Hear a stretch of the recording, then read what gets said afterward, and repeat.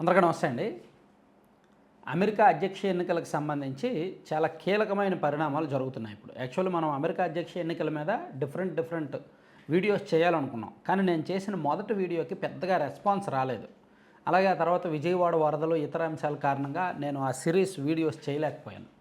So నిన్న ఒక కీలకమైన ఘట్టం ఏంటంటే ఏబీసీ న్యూస్ ఛానల్లో ఆధ్వర్యంలో అధ్యక్ష అభ్యర్థులుగా పోటీ పడుతున్న ఇద్దరికీ కూడా డిబేట్ జరిగింది. కమలా హ్యారిస్ వర్సెస్ ట్రంప్ ఇద్దరి మధ్య కూడా డిబేట్ జరిగింది.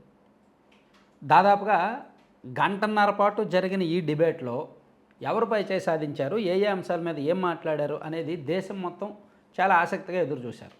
సో ముఖ్యంగా ఈ డిబేట్ ఏంటంటే ఆ దేశ ఆర్థిక పరిస్థితి, డొమెస్టిక్ ఎకానమీ అలాగే హెల్త్ కేర్ అండ్ ఇతర దేశాల పట్ల వీళ్ళ దౌత్య సంబంధాలు, అలాగే ప్రపంచ దేశాల పట్ల వీళ్ళ వైఖరి, అలాగే అబార్షన్ అండ్ ఇమిగ్రేషన్ వలసలు, ఈ అంశాల మీద వీళ్ళు పరస్పరం చర్చించారు. డిబేట్ జరిగింది. సో ఈ చర్చలో ఆద్యాంతం కమలా హ్యారిస్ పైచేయి సాధించినట్టుగా అక్కడ ఇంటర్నేషనల్ మీడియా కథనాలు చెప్తున్నాయి. కమలా హ్యారిస్ మొదటి నుంచి కూడా పైచేయి సాధించారు. ఆమె ఎక్స్ప్రెషన్స్ కావచ్చు, ఆమె పాజిటివ్ క్వశ్చన్స్కి ఆన్సర్ ఇవ్వడం కావచ్చు, ఇదంతా కూడా ఆమె మొత్తానికి ఓవరాల్గా ఈ డిబేట్ క్రెడిట్ మాత్రం ఆమెకే దక్కుద్ది. ఆమెకే పాజిటివ్గా మారింది. ట్రంప్ ఒక రకంగా వెనుకబడ్డారు. ఆయన ఆల్రెడీ అధ్యక్షుడిగా పనిచేసిన అనుభవం ఉంది. అయినా సరే ఆయన ఈ డిబేట్లో కొన్ని అంశాల్లో వెనుకబడ్డారు. ఒక రకంగా ఆయన వెనుకబడడంతో ఫ్రస్ట్రేట్కి గురయ్యారు, ఆగ్రహానికి గురయ్యారు. అనవసరమైన సమాధానాలు. ఒకనొక సందర్భంలో అక్కడ యాంకర్ కల్పించుకొని, ట్రంప్ ఒక మాట తప్పు చెప్తే యాంకర్ కల్పించుకొని మీరు తప్పు చెప్తున్నారు, అది ఇలా కాదు అని చెప్పి సరిదిద్దారు. అలా ఫస్ట్ టైం, ఇంతకుముందు ఎప్పుడు అలా జరగల, యాంకర్ ఇలా నేరుగా కల్పించుకోవడం. సో ఇట్లా కొన్ని భిన్నమైన అంశాలు ఉన్నాయి. సో వీళ్ళు అబార్షన్ మీద స్పందించినప్పుడేమో ట్రంప్ ఏమో అబార్షన్ ఖచ్చితంగా చేసుకోకూడదు, ఆ హక్కు లేదు అన్నారు. కానీ కమలా హ్యారిస్ మాత్రం అది మహిళల ఇష్టం, మహిళల వ్యక్తిగత అభిప్రాయం, అది మహిళల అభిప్రాయానికే వదిలేస్తాను అనేటట్టు కాస్త పాజిటివ్గా రియాక్ట్ అయ్యారనమాట.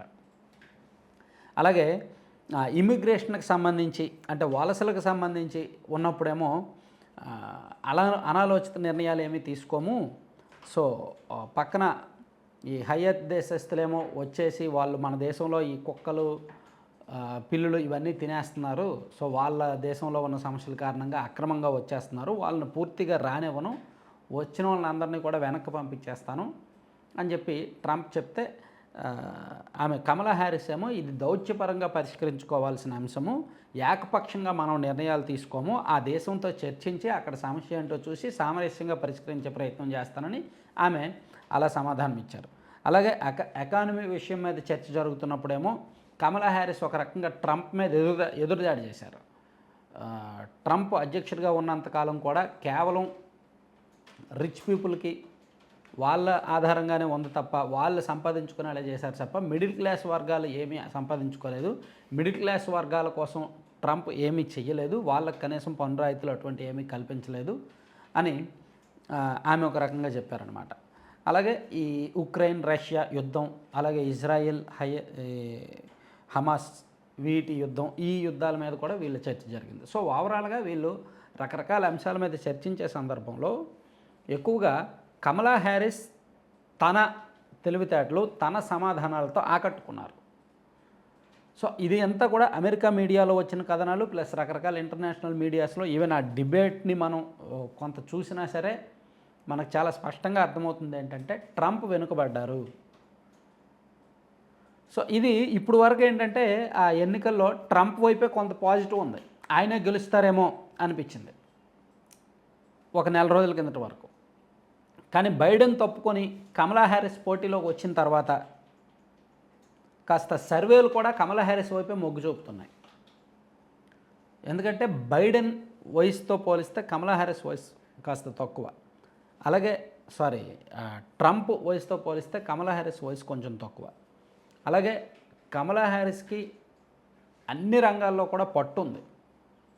ట్రంప్ 2020 ఎన్నికల్లో, అధ్యక్ష ఎన్నికల్లో ఓడిపోయిన తర్వాత రోజు, అంటే జనవరి 6వ తేదీన అక్కడ క్యాపిటల్లో ఎదురుదాడికి దిగారు, దాడులకు పాల్పడ్డారు.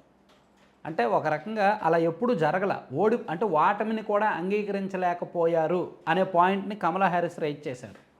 నిన్న డిబేట్ సందర్భంగా ఆ పాయింట్ కూడా ఆమె లేవనెత్తారు.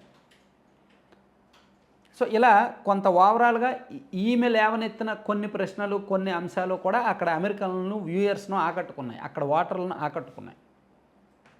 కొన్ని అంశాల్లో ట్రంప్ ఇది మనం తీసుకునే నిర్ణయం కాదు, రాష్ట్రాల స్థాయిలో తీసుకోవాల్సిన నిర్ణయం అని కొన్నిటిని తప్పించుకున్నారు. కానీ కమలా హారిస్ మాత్రం కొంచెం చాకచక్యంగా సమాధానం చెప్పారు. సో ఓవరాల్గా ఈ డిబేట్ మాత్రం ఇది యాక్చువల్లీ అమెరికా ఎన్నికల ప్రక్రియలో సెప్టెంబర్ 10వ తేదీ ఈ డిబేట్ చాలా కీలకమైనదిగా పేర్కొన్నారు వాళ్ళు. సో ఈ కీలకమైన డిబేట్లో ట్రంప్ వెనుకబడడం, కమలా హారిస్ పైచేయి సాధించడంతో కొంచెం అక్కడ పరిస్థితి మారేలా కనిపిస్తోంది. సర్వేలు అవి ఇవి అన్నీ కూడా ఇప్పుడు మళ్ళీ మారే అవకాశం అయితే ఉందన్నమాట.